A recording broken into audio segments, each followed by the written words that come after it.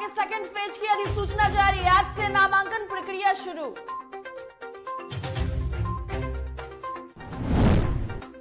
हम का जनता दरबार और मिलन समारोह। आज आरजेडी के सैकड़ों नेताओं को मांझी दिलाएंगे पार्टी की सदस्यता। 6 सदस्यीय केंद्रीय टीम बिहार में बाढ़ प्रभावित क्षेत्रों का करेगी आकलन। 2 दिन बाद सौंपेंगी रिपोर्ट। अधिकारियों के साथ हुई बैठक। ओवल टेस्ट में भारत ने इंग्लैंड को दी करारी शिकस्त। पीएम मोदी ने दी बधाई।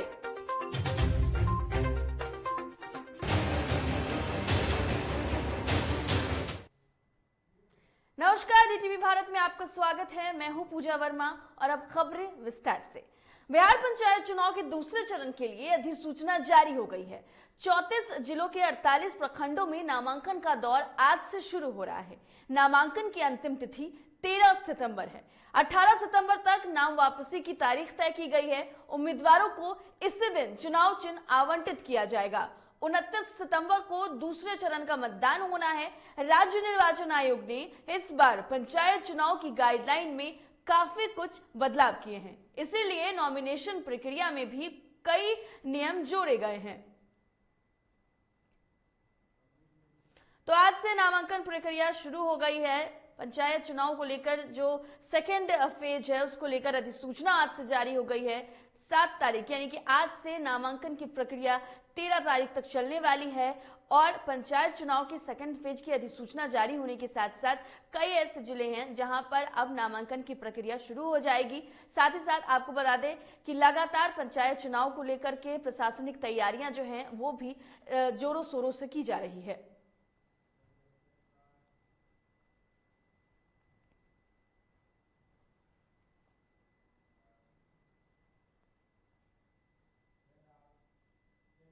जेडीयू और बीजेपी की तर्ज पर अब हम पार्टी भी जनता दरबार लगाने जा रही है। हिंदुस्तानी आवाम मोर्चा यानी हम पार्टी के राष्ट्रीय अध्यक्ष जीतन राम मांझी आज तमाम फरियादियों की समस्याएं सुनेंगे। पटना के 12 एम स्टैंड रोड स्थित आवास पर सुबह 11 बजे से 2 बजे तक जनता दरबार का आयोजन किया जाएगा।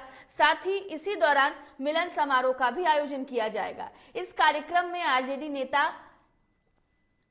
और कार्यकर्ताओं को हम पार्टी की सदस्यता दिलाई जाएगी। इस बात की जानकारी हम पार्टी के प्रदेश महासचिव सह प्रवक्ता अमरेंद्र कुमार त्रिपाठी ने दी।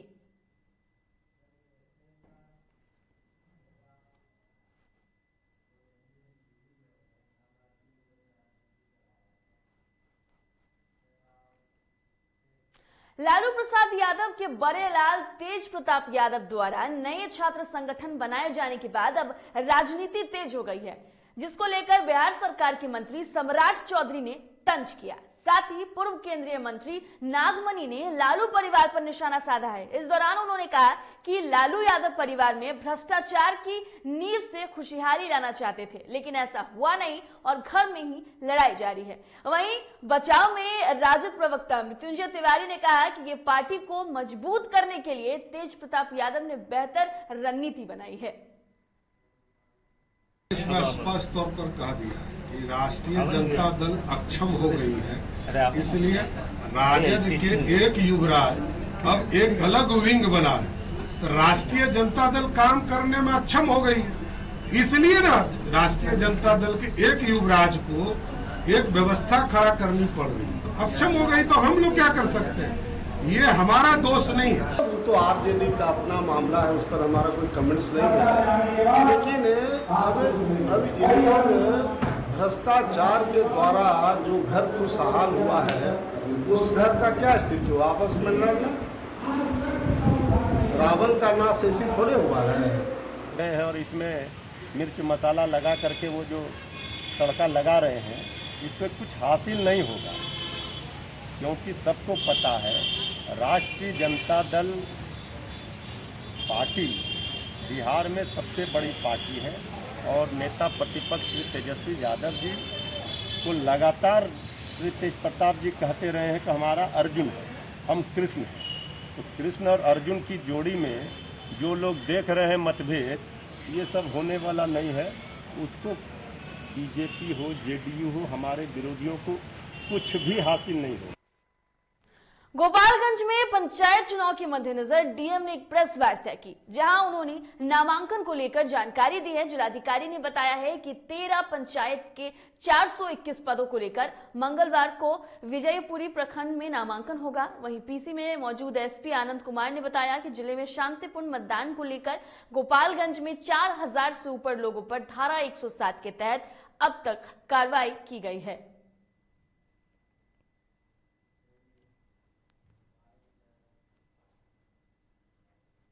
की अधिसूचना निर्गत होने के उपरांत आज द्वितीय चरण के चुनाव में इस जिला के विजयपुर प्रखंड में दिनांक 29/9/2021 को मतदान संपन्न कराया जाना है, जिसके लिए आज विहित प्रपत्र 5 में सूचना निर्गत कर दी गई है।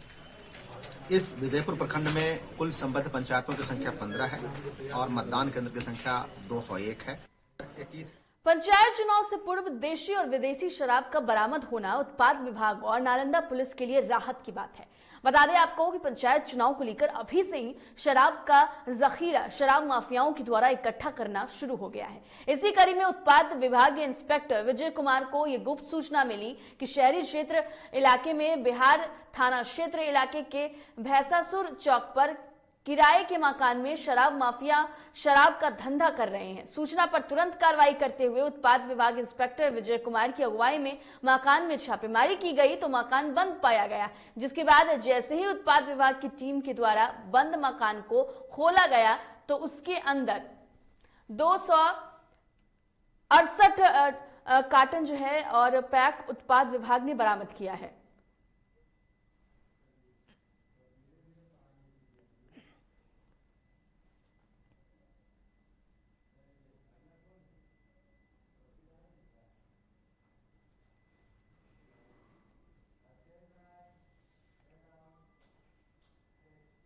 तारापुर प्रखंड में प्रथम फेज पंचायत चुनाव के लिए चल रहे नामांकन के दौरान प्रत्याशियों के द्वारा रैली निकाला और नामांकन केंद्रों तक पहुंच रहे हैं, जिसका ताजा उदाहरण 2 तस्वीरों में समझा जा सकता है, जिसमें साफ देखा जा सकता है कि कोई प्रत्याशी फूल से सजे गाड़ी घोड़े और नगारी के साथ अपनी ताकत दिखा रहा है तो कोई अपने रैली में 100 बाइक सवारों को शामिल कर अपनी ताकत दिखा रहा है।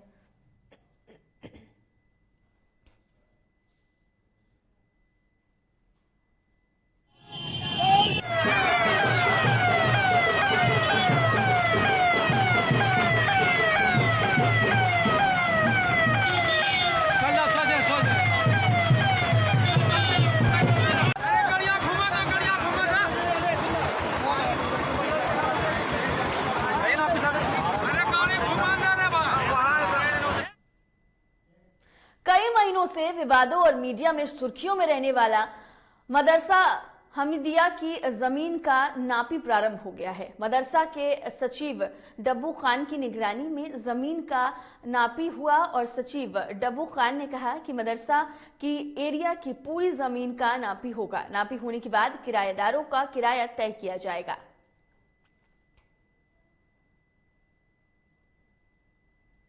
बेगूसराय में पुलिस अपराधी गठजोड़ और थाने में व्याप्त भ्रष्टाचार का आरोप लगा सैकड़ों की संख्या में ग्रामीण एसपी ऑफिस पर प्रदर्शन करने पहुंचे। माकपा नेता अंजनी सिंह के नेतृत्व में पहुंचे और प्रदर्शन कर रहे लोगों का आरोप है कि नया गांव पुलिस अपराधियों के साथ गठजोड़ कर आम लोगों पर झूठा मुकदमा दर्ज कर परेशान करने का काम कर रही है।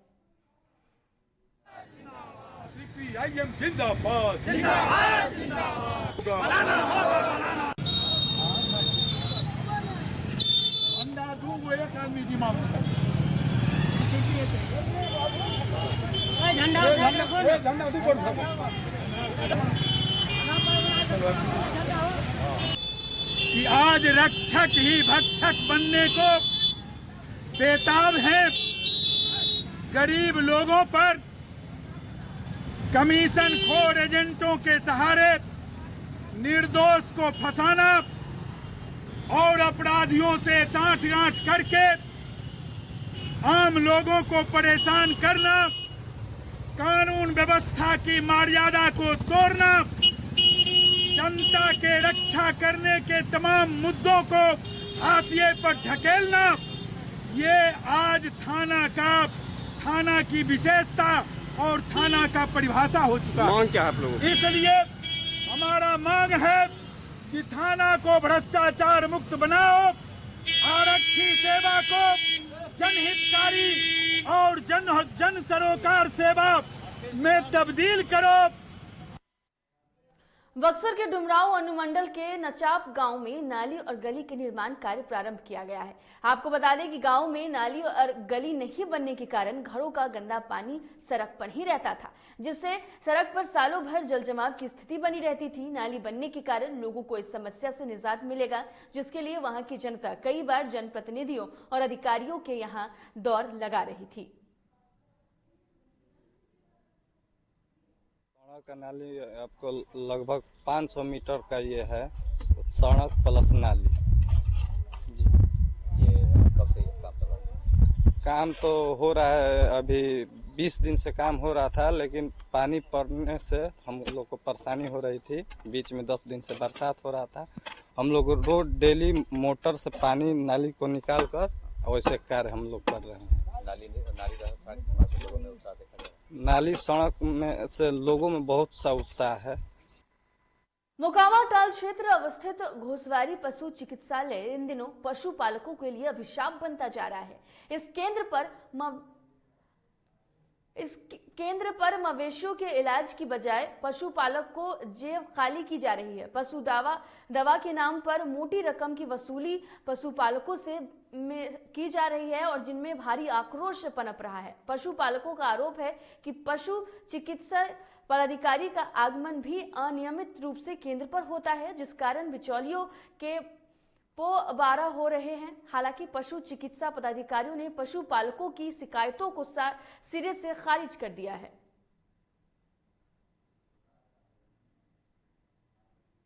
जी नहीं, अस्पताल डेली खुलता है और हम रेगुलर आते हैं। कभी ड्यूटी रहता है, जैसे वो कह रहे हैं 15 तारीख के बाद हम नहीं आए हैं। 15 तारीख के बाद मेरी ड्यूटी लगी हुई थी बाढ़ में, बाढ़ आपदा में मेरा ड्यूटी लगा हुआ था पटना में। तो वो पशुपालक को नहीं पता रहता है।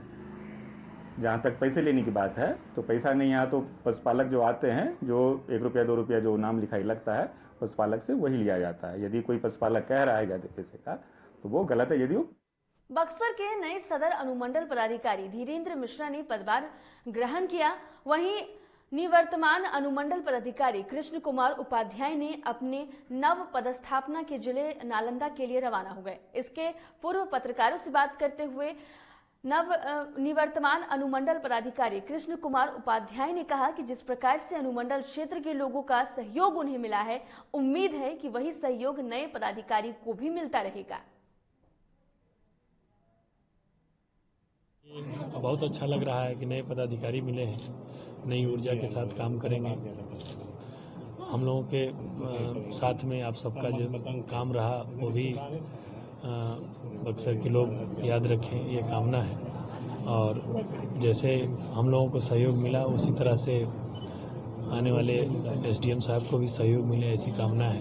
सर, कोविड काल में काफ़ी सराहनीय काम याद रहे। कोविड काल में पूरे जिले का बहुत सराहनीय काम रहा। हम लोगों ने जिला पदाधिकारी महोदय के जो निर्देश थे उसका अक्षरशः पालन किया, इसीलिए इतना अच्छा हम लोगों का वैक्सीनेशन का कवरेज रहा, इतना अच्छा हम लोग काम कर पाए, कोविड के दौरान लोगों की मदद कर पाए, लोगों को ऑक्सीजन पहुंचा पाए।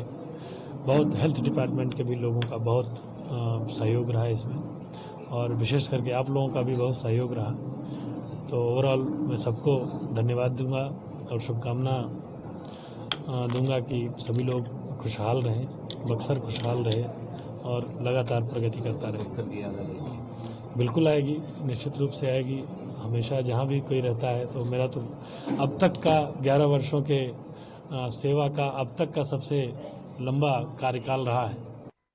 बिहार में बाढ़ से हुए नुकसान का आकलन करने के लिए एक 6 सदस्यीय केंद्रीय टीम पटना पहुंची है। ये टीम बाढ़ प्रभावित जिलों का दौरा कर स्थिति का जायजा लेंगे। इसके बाद ये टीम बाढ़ से हुए नुकसान के बाबत राज्य सरकार के अधिकारियों के साथ बैठक करेगी। देखिए ये रिपोर्ट।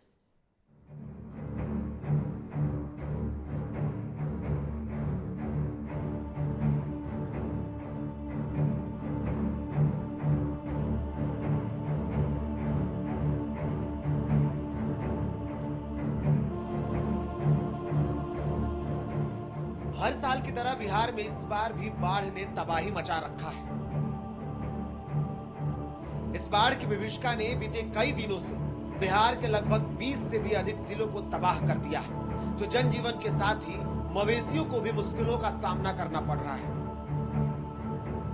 हालात ऐसे हो गए हैं कि इंसान तो इंसान, मवेशी भी भूखे मरने को मजबूर है।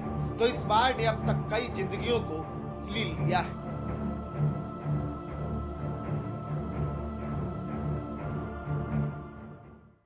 चारा लाने में कितनी परेशानी होती है?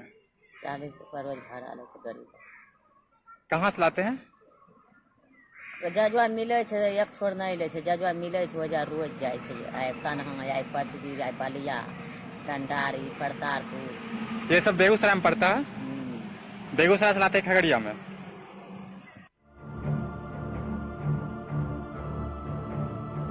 वही इस बाढ़ की विभीषिका को देखते हुए सीएम नीतीश कुमार के साथ ही सरकार के कई मंत्रियों और अधिकारियों ने बाढ़ प्रभावित क्षेत्रों का दौरा कर बाढ़ पीड़ितों को हर संभव मदद देने का भरोसा भी दिया था। लेकिन कई इलाकों में लोगों ने सुविधा नहीं मिलने का गंभीर आरोप लगाते हुए सरकार से बाढ़ग्रस्त इलाके को बाढ़ प्रभावित क्षेत्र घोषित करने की मांग कर रहे हैं। सीओ साहब से हमारी बात मोबाइल के माध्यम से हुई, उसमें आश्वासन तो बहुत बड़ी बड़ी मिली। सीआई साहब से भी बात हुई, बहुत आश्वासन मिले, लेकिन अभी तक जो है किसी भी तरह का कोई सरकारी सुविधा जो है आम जनता के बीच में नहीं है। नहीं पशु के लिए चारा आया, नहीं पन्नी का व्यवस्था किया गया, नहीं खाने पीने का व्यवस्था किया गया।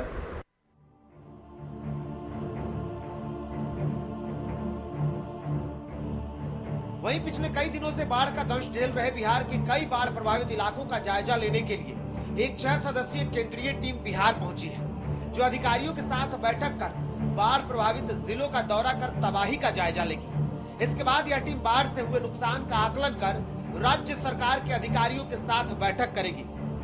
इस बैठक में कई मंत्रालय के शामिल होने की भी बातें बताई जा रही हैं, जिसमें पथ निर्माण मंत्रालय, पशु और मत्स्य मंत्रालय, स्वास्थ्य मंत्रालय, पीएचईडी, जल संसाधन जैसे कई तमाम विभाग के अधिकारी इस बैठक में शामिल हो सकते हैं। कल का सर क्या चैलेंज रहेगा बिहार आए बाढ़ को लेकर?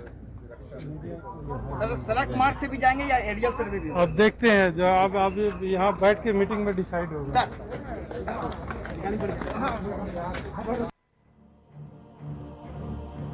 वहीं केंद्रीय टीम के बिहार आने के साथ ही प्रभावित क्षेत्रों में पीड़ित लोगों की अब उम्मीदें बढ़ गई है। दरअसल हाल ही में बिहार सरकार ने केंद्र सरकार से टीम भेजकर बाढ़ से हुए नुकसान का आकलन करने की मांग की थी। इसके चलते केंद्रीय टीम राज्य में बाढ़ से हुए नुकसान का आकलन करने के लिए बिहार पहुंची है। तो उत्तर बिहार के बाढ़ प्रभावित इलाकों का एरियल सर्वे के साथ ही सड़क मार्ग से भी दौरा करेगी और लोगों का हाल जानेगी। Bureau report, DTV Bharat. Saraikela के गम्हरिया प्रखंड में एक सरकारी मार्केट शेड पर ईंट भट्टा संचालक ने अवैध कब्जा कर लिया है। ईंट भट्टा संचालक द्वारा कब्जा कर ईंट को रख दिया गया है। संचालक द्वारा ईंटों के रखे जाने से किसानों को अपने फसलों की बिक्री के लिए गांव-गांव भटकने को विवश होना पड़ रहा है। विधायक दशरथ गगराई ने कहा है कि विभाग द्वारा निर्माण से पूर्व बरती गई लापरवाही का ही नतीजा है कि आज लाखों रुपए से निर्मित मार्केट शेड अनुपयोगी बन गया है। झारखंड में कोरोना महामारी की दूसरी लहर की सबसे बड़ी त्रासदी जमशेदपुर को उठानी पड़ी थी, जिसके बाद जिला प्रशासन, टाटा स्टील और सामाजिक संगठनों ने एकजुटता दिखाते हुए न केवल तेजी से त्रासदी को पीछे छोड़ा, बल्कि सबसे ज्यादा वैक्सीनेशन मामले में भी राजधानी रांची को पीछे छोड़ दिया है। वहीं एक दिन में सबसे ज्यादा वैक्सीनेशन का कीर्तिमान भी राज्य में सबसे ज्यादा जमशेदपुर के नाम दर्ज हुआ है, जहां एक दिन में 42,000 लोगों को वैक्सीन दिया गया।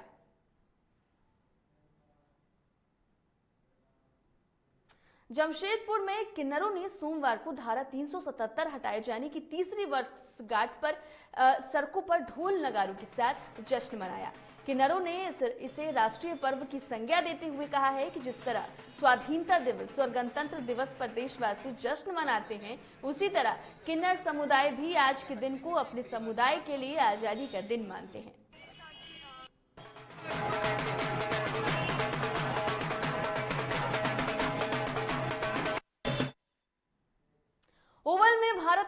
इंग्लैंड को हरा दिया है। भारत ने इंग्लैंड को 587 रनों से हराया है, 157 रनों से हराया है। भारतीय गेंदबाज उमेश यादव ने 3 विकेट हासिल किए हैं। जसप्रीत बुमराह, शार्दुल ठाकुर और जडेजा ने 2-2 विकेट हासिल किए हैं। रिपोर्ट्स के मुताबिक भारत ने ओवल मैदान में इंग्लैंड को 50 साल के बाद हराया है।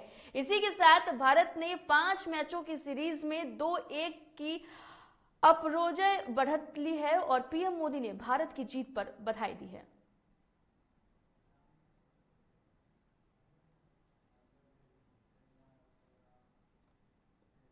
फिलहाल इस बुलेटिन में इतना ही। देश और दुनिया की तमाम खबरों के लिए देखते रहिए DTV भारत। मुझे दीजिए इजाजत। नमस्कार।